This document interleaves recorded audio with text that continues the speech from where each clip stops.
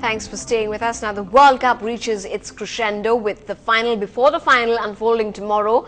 So, as always, we bring you our special edition.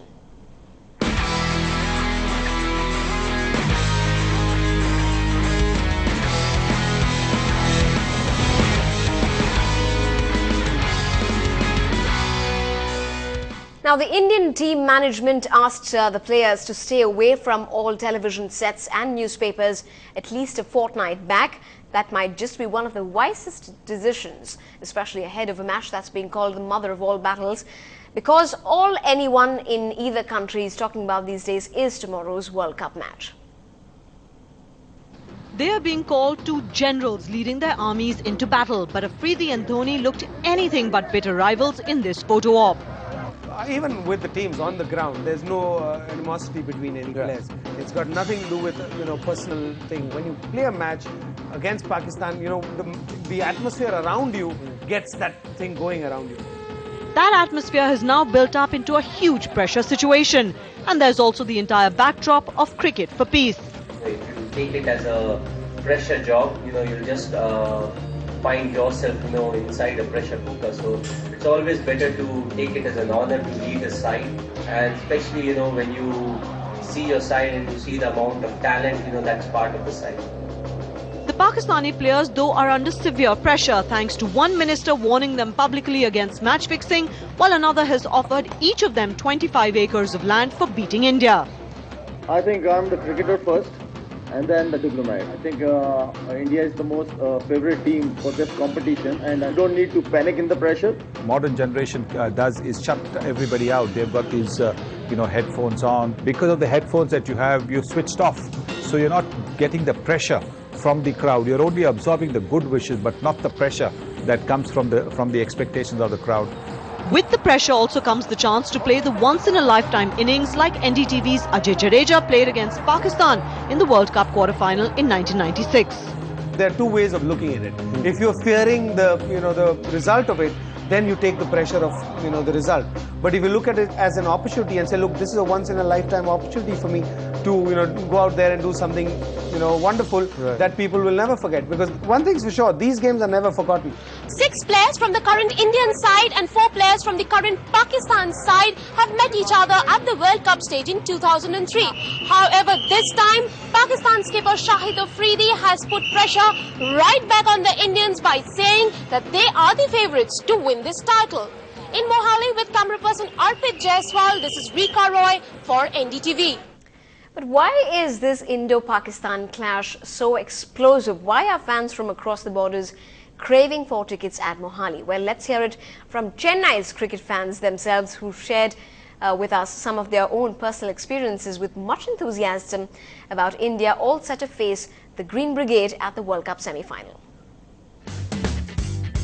Just when you thought cricket was an overwhelming religion in India that many stars from other sporting avenues disliked, the country unites when it comes down to crunch time for Team India. A few years ago when I'd gone to Pakistan, a few reporters had come to interview me for my squash, and they only asked me one question, and the next question was when was India playing Pakistan in any cricket match. So they were so excited about India and Pakistan playing at any given time. So I think the semi-final is a dream semi-final. And what's cricket without superstitions? It wouldn't be the same without it.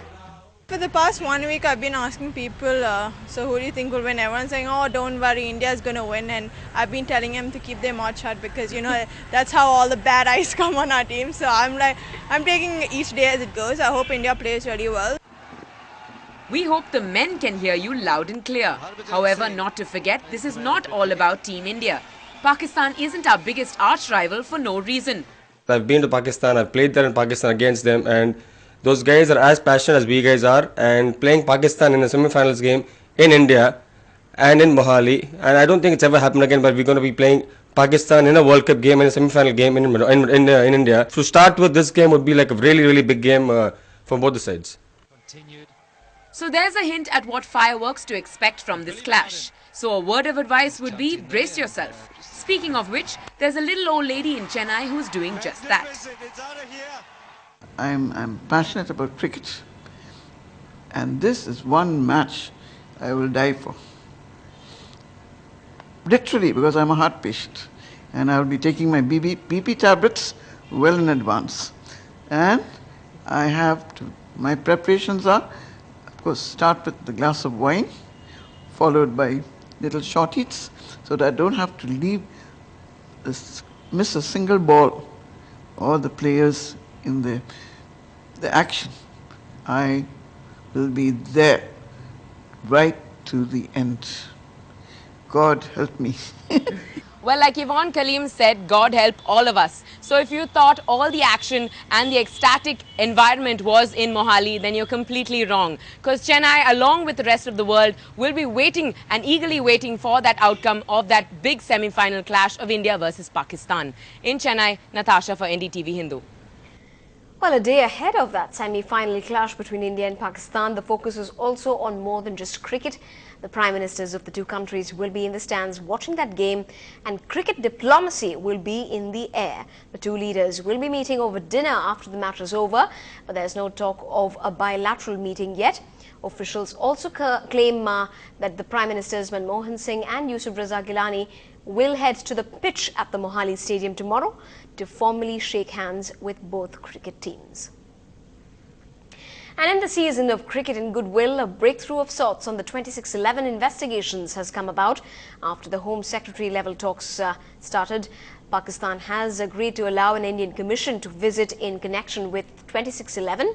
Pakistan has also conveyed updates on the trial of the Mumbai investigation. India had already agreed to allow the nation's 2611 investigators to visit, but now Pakistan has reciprocated. India has also shared details of the Sanjota blast probe with the neighboring nation. In news now from the first semi-final clash that's going on between Sri Lanka and New Zealand at the Premadasa Stadium in Colombo. Chasing the target of 218 runs, Sri Lanka looks like they are in actual total control. The Asian team did lose two quick wickets of Dilshan and Jayawardene, but looks like they are going to be winning that match comfortably. As we speak, Thilan Samaravira is at the crease with 3 runs, with Kumar Sangakkara, who's already passed his half century at 54. The score now stands at 168 for 3. That's at the end of 35 overs. They've got 50 more runs to score, with 7 wickets remaining. He was quite subdued out there today.